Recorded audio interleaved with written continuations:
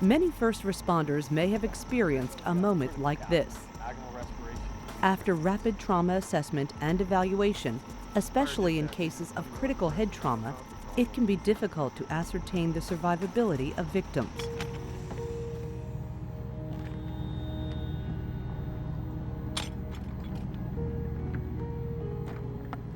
Sometimes patient outcomes are not those first responders hope for as they provide care in the field. Non-resuscitated patients cannot become organ donors. This may not be common knowledge among many first responders. Maintaining patient viability with your BLS and/or ALS protocols is essential for possible organ donation. Your life-saving efforts in the field, even if the patient suffers non-survivable injuries, could help save up to 8 other lives through organ donation. Here are some ideal in-the-field care protocols which support successful outcomes for potential donors. IV access. 18 gauge preferred, but any access is better than none.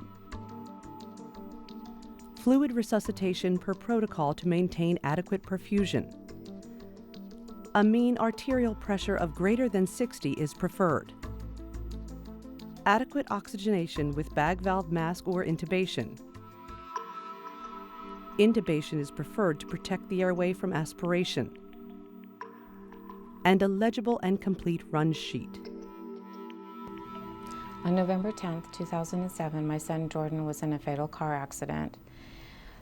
The gentleman that he ran into happened to be an EMT, was able to pull Jordan out of the car and administer CPR immediately.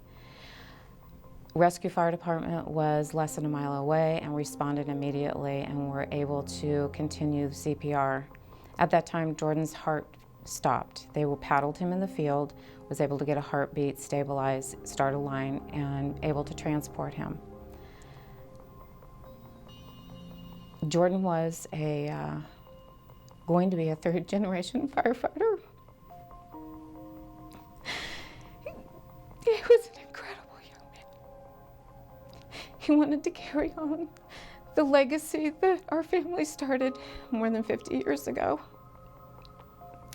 And unfortunately, his first call and last call was his final call, but not for 3 people that were able to live on because of him.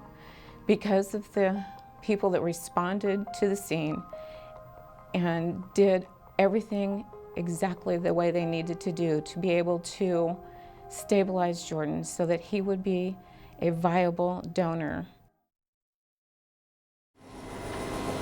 Good evening, Drama Base.